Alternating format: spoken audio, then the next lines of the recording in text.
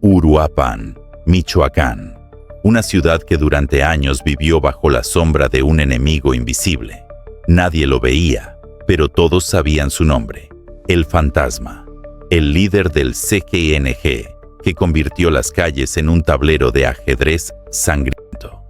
Lo que estás a punto de escuchar es la crónica de la operación más peligrosa de México, dirigida por Omar García Harfuch y el alcalde Carlos Manzo. Una misión que marcaría la diferencia entre el miedo eterno o la libertad de un pueblo entero. Antes de seguir, dime en los comentarios, ¿crees que un capo como el Fantasma realmente puede caer o siempre hay alguien que toma su lugar?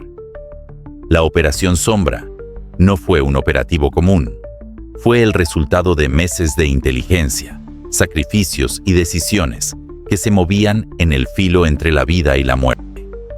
Lo que parecía una acción militar era, en realidad, una partida de ajedrez mortal, donde cada pieza tenía un rol preciso.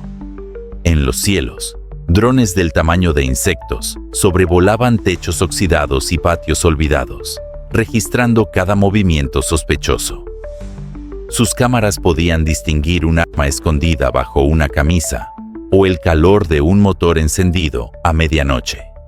En tierra, agentes federales disfrazados de taxistas y vendedores ambulantes se mezclaban con la población.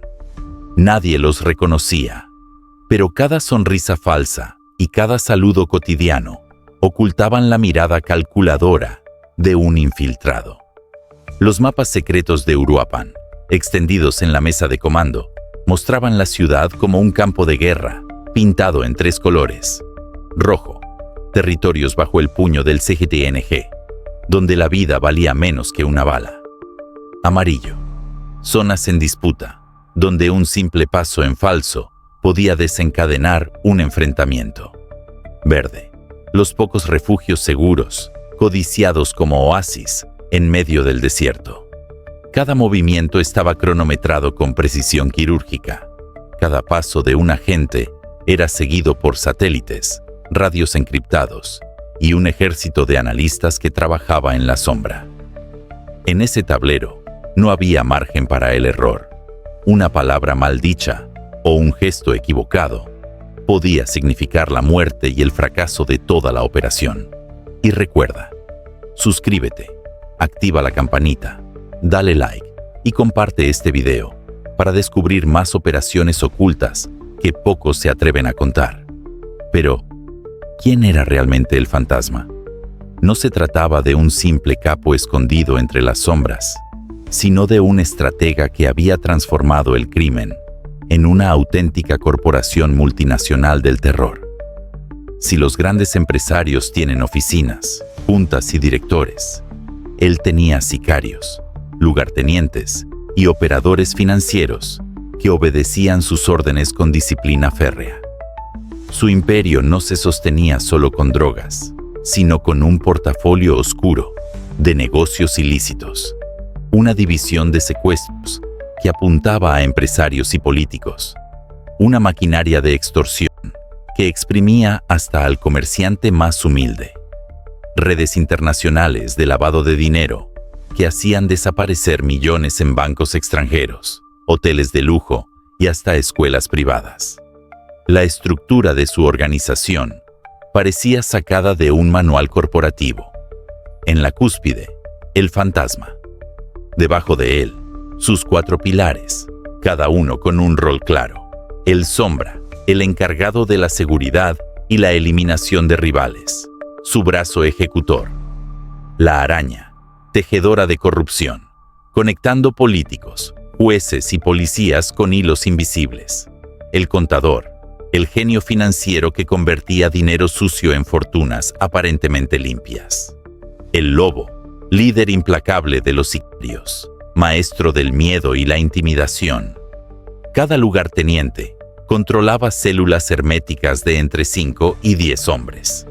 Ninguno conocía más allá de su contacto directo. Si una célula caía, la organización seguía intacta. Era un sistema blindado, casi imposible de romper, diseñado para resistir infiltraciones y capturas. Para los ciudadanos de Uruapan, su control era absoluto. El fantasma no solo dominaba las calles, dominaba el silencio de la gente. Familias enteras eran rehenes invisibles, políticos eran marionetas, y hasta las autoridades más altas terminaban siendo piezas de su ajedrez. Uruapan no era una ciudad cualquiera, era su reino privado, donde la ley que regía no estaba escrita en papel, sino en sangre. La madrugada cayó sobre Uruapan como un manto de silencio eléctrico, ese que precede a una tormenta inevitable. Las calles estaban vacías, pero bajo esa calma aparente se escondía un hervidero de fuerzas letales, preparadas para entrar en acción. Desde un centro de comando móvil, disfrazado como un simple camión de telecomunicaciones, Omar García Harfuch observaba múltiples pantallas, iluminando su rostro serio. Cada monitor mostraba cámaras ocultas, drones nocturnos y mapas digitales que marcaban las posiciones de sus equipos. Harfuch no era solo un jefe de la operación, se movía como un ajedrecista en plena partida final, anticipando jugadas, calculando riesgos y sacrificios. Los equipos ya estaban desplegados en posiciones estratégicas. Equipo Alfa, francotiradores ocultos en azoteas, respirando al ritmo de sus miras térmicas, capaces de detectar calor incluso tras muros de concreto. Equipo Bravo, agentes camuflados como cuadrillas de electricistas, vehículos llenos de armas automáticas y antenas de comunicación, bloqueando las rutas de escape al norte. Equipo Charlie, operativos disfrazados de repartidores de comida, recorriendo las calles como si nada, pero listos para cerrar el cerco desde el sur con precisión quirúrgica. La tensión se cortaba como un cuchillo, cada segundo pesaba toneladas, y de pronto, la radio estalló. Sector 7 confirmado. El fantasma está ahí. En ese instante, Uruapan dejó de ser una ciudad abierta. Se convirtió en una fortaleza sitiada. Las salidas fueron selladas, las carreteras bloqueadas, los accesos vigilados por hombres armados hasta los dientes. Nadie entraba, nadie salía. Era todo o nada.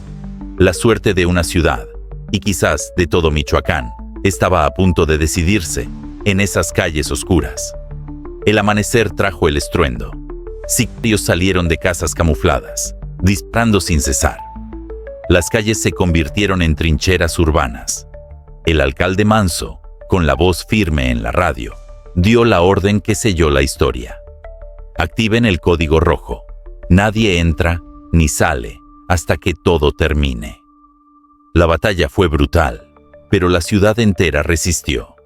Policías locales, que conocían cada callejón, pelearon con una ferocidad que sorprendió incluso a las fuerzas federales. Horas después, el silencio volvió, y entre las ruinas apareció la figura del capo más temido de Michoacán. Esposado, derrotado, reducido a un simple hombre de carne y hueso. Sus túneles, su búnker, sus millones. Nada sirvió contra la operación que lo había acorralado. Uruapan respiró por primera vez en años, pero todos sabían que la venganza del cartel no tardaría en llegar. La caída de El Fantasma no fue solo la captura de un hombre, fue el derrumbe de todo un sistema que había corrompido a políticos, empresarios y jueces durante años. Con sus confesiones, los tentáculos invisibles de la corrupción quedaron al descubierto, sacudiendo a todo Michoacán y dejando claro que su poder había alcanzado esferas mucho más altas de lo que cualquiera imaginaba.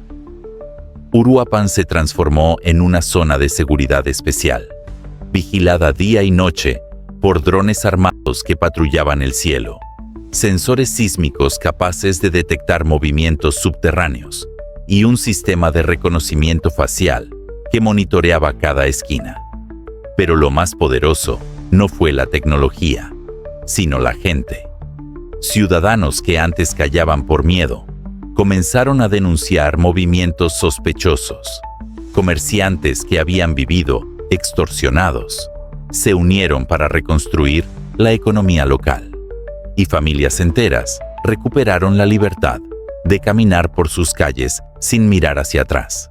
En ese nuevo amanecer, Carlos Manso emergió como un héroe, el hombre que arriesgó su vida por liberar a su ciudad. Omar García Harfuch, como el estratega que tejió la operación imposible, fue visto como ejemplo de que la inteligencia puede vencer incluso al enemigo más oculto. Y Uruapan, que un día fue sinónimo de terror, se convirtió en un emblema nacional de resistencia y esperanza. Pero la pregunta que queda es inevitable. ¿Esta fue una victoria definitiva? ¿O solo la primera batalla de una guerra aún más grande contra el crimen organizado?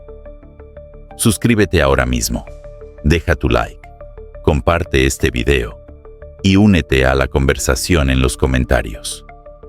Tu voz es parte de esta historia y tu opinión importa más de lo que crees.